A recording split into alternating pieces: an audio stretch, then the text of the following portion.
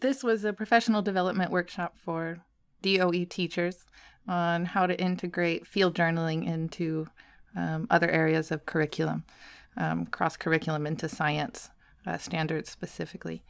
So this initial lesson is basically just to familiarize teachers with some essential drawing tools that they can then impart to their students, because what I have found in the classroom is that a lot of teachers have their own inhibitions or fears and tend to have a stagnation around their own beliefs about their art practice or abilities in art. So I like to give them some practice, some language, and a toolbox of observational drawing skills that they can practice and develop and then pass on to their students. So here we're looking at some different techniques, including contour drawing, using basic shapes for diagrammatic drawing, when looking at organisms, specimens, anything that you are observing out in the field, and gesture drawing as well. We'd like to give you some initial tools or ideas about how to approach observational or descriptive drawing. There's a lot of different ways and obviously to approach drawing and a lot of different techniques, but I wanted to go over a couple of techniques that I always use in my intro to drawing class that are pretty easy to understand and practice and can get you pretty nice results pretty quickly. So we're going to go over a couple of these approaches. I just want to stress too that you never have to use one approach or the other. I'm just hoping to give you a little bit of a toolbox, and then when you get out in the field, you might find that the situation kind of calls for using one thing or another, or even a combination. So it's never that it has to be necessarily either or. I wanted to begin with this quote.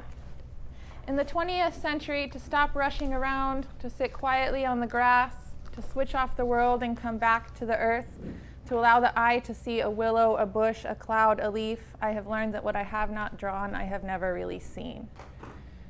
And I think that this is a beautiful quote to open with for a couple of reasons. One is the first that just mentions this pausing, right? Or this space that we open up for ourselves when we choose to sit down, observe, and then when we draw, we're actually required to pay attention in a way that we may not have, that might not have been demanded of us before. And so I have learned that what I have not drawn, I have never really seen. Really, teaching drawing is teaching how to see. It's the same thing. So if I have students come in and say, can you teach anyone to draw? And it's like, well, I'm not really going to teach you to draw. I'm going to teach you how to see. And you're going to be able to draw because of that as you learn to look differently at the things around you. And kind of reiterating this, I love this quote too. It is often said that Leonardo drew so well because he knew about things. It is truer to say that he knew about things because he drew so well. So not only when we sit and look at something and draw it are we, I don't want to say forced because that sounds so aggressive, but we can't help but learn about that thing. And we can't help but inquire into its structures, into its forms, into its workings. And when we draw it, we discover it and learn it in an entirely new way. So the more that we can draw things and connect with it through that eye-hand coordination and through that observation, the more that we're going to internalize that information. So we're going to begin with just simple line drawing. An outline, right? This is oftentimes what you see people focusing on when they're looking at a subject. The outline would be the outer edges of a person or object without interior details or shading. So this is very related to our sense of sight. If we were to like see a silhouette of something, right? We're just looking at the outline. Really, what I'm going to stress here and what I'd like you guys to focus on during the workshop is really looking more at what we call the contours of a subject. Has anyone heard the word contour or know it? The contours are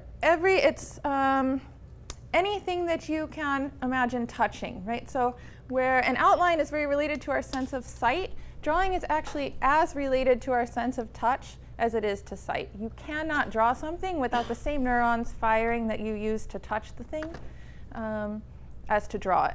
So essentially, when we're drawing the edge of a leaf, or we're drawing a human body, or we're drawing a landscape, our mind is touching everything that we're drawing. It's moving along the forms. It's also moving in between them into the spaces between, right?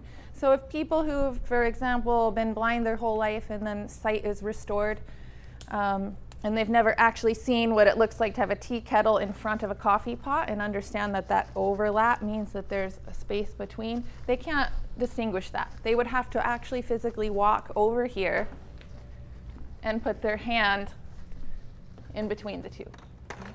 When we're drawing, we actually do that automatically. We automatically kind of run our hand along the side, and in between we sense that there's space there, and then we can draw the thing behind.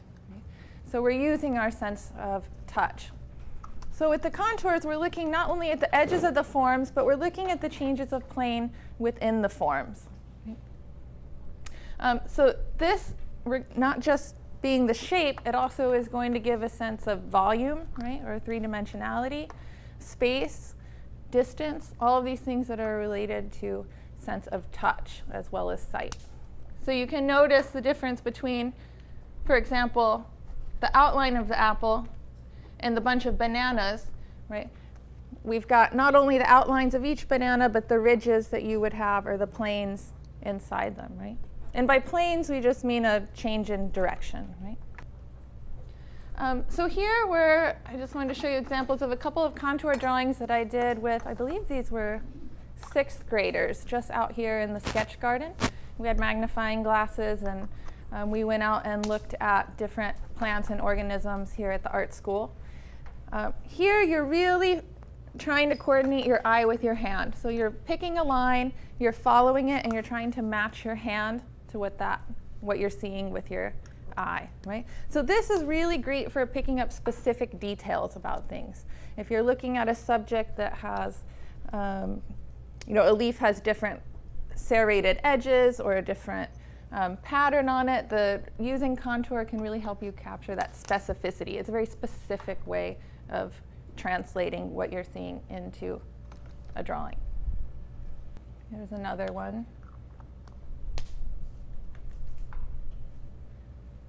Some examples.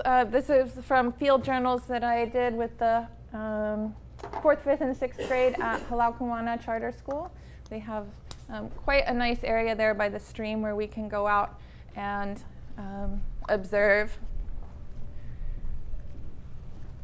Just noticing, right, the way that this 4th grader has moved or notated all these subtle changes in detail, right, as they're moving along the plant. You'll notice a lot of times when they start, if you don't really stress that observation, they'll just really simplify and move on. So with this kind of drawing, you're really looking at those specifics. Again, you're also looking at the interior of your subject rather than just the outline. So you're asking yourself or them to look at everything that's going on inside, right? So whether that be different veins, whether it be a texture of bark on a tree, whatever it is you're looking at, you're touching the entire thing. Another one where they were asked to do ground observations, so looking down and finding anything, 5 objects on the ground. And I just wanted to point out, and you'll notice as we go through these examples that it's different grade levels, and some students have probably more practice drawing than others, so you might see a range of abilities. But looking at the bottom of the bottle, these lines right here, right, they're trying to get at that plane shift or those ridges, right, on the bottom, rather than just going around the outside of the form. And one really nice, very simple tool to create dimension and to get a lot of information into your drawings without having to do a lot of extra work is just to vary what we call line weights. So when we talk about weight, we're talking about visual weight, right? And the relative weight within your drawing. So this is the strength, heaviness, or darkness of your line against your paper or whatever you're drawing on. And you can notice how if you change the line weight at the bottom versus at the top, the different sense you get of this object, right? So in the first example, where are we feeling the gravity or the weight? On the bottom, right? This gives us a sense of stability in that object. If we take the same outline, right, and move the line weight to the top, what changes? Yeah, if we have that weight down here, right, that grounds us there in the object. The one on the top, for me, I feel like if you touched it, it might just fall over, right? All they've changed is the line weight. So the two ways to control this is value. Value is how light or dark something is. And the thickness, how thin or thick the line is, right? Okay, another approach, this is kind of swinging in a slightly different direction, whereas contour, we're really looking at details. We're really connecting the eye with the hand, looking at the specific structures of our subject. Gesture drawing is kind of the opposite. Gesture drawing is really, gesture, what do you guys think of when you think of that word? Essentially, the gesture is looking at the whole. It's looking at the motion. It's looking at the expressiveness or the energy of the subject. It is hinting at basically its essence, right? So you say basic needs, right? This is kind of an interesting connection. It's rapid execution. It's something that we do really quickly because it's something that's usually in motion, right? Or we're just extracting something quickly out of it. We're going to note the basic distribution of the volume and the mass, but we're not looking at the very specific outlines. Right? We're not going to be confined by that. We're concerned with the essence of the subject or pose, an economy of means, meaning as few marks as possible to get as much information as possible, rather than a careful study using value or using line. So a gesture can be a first step in preparing a more sustained work, but often it is the end product in and of itself. Right? So once you go back and begin to measure, erase, shade, or improve upon this drawing, it's no longer a gesture. Now you've moved into something else. You've started rendering. Right? So here, just really quickly to show you kind of the difference between the approach to contour and gesture, is that in the contour, again, we're looking at these very specifics. In the gesture, it doesn't matter exactly where those lines are. We're looking at what the thing is doing, right? Rather than what it is. It's not about what it is or what it looks like. It's about what it's doing. So if we're trying to capture anything in our journals about that action, the gesture drawing can be a nice tool to have. And we will do some practice with this.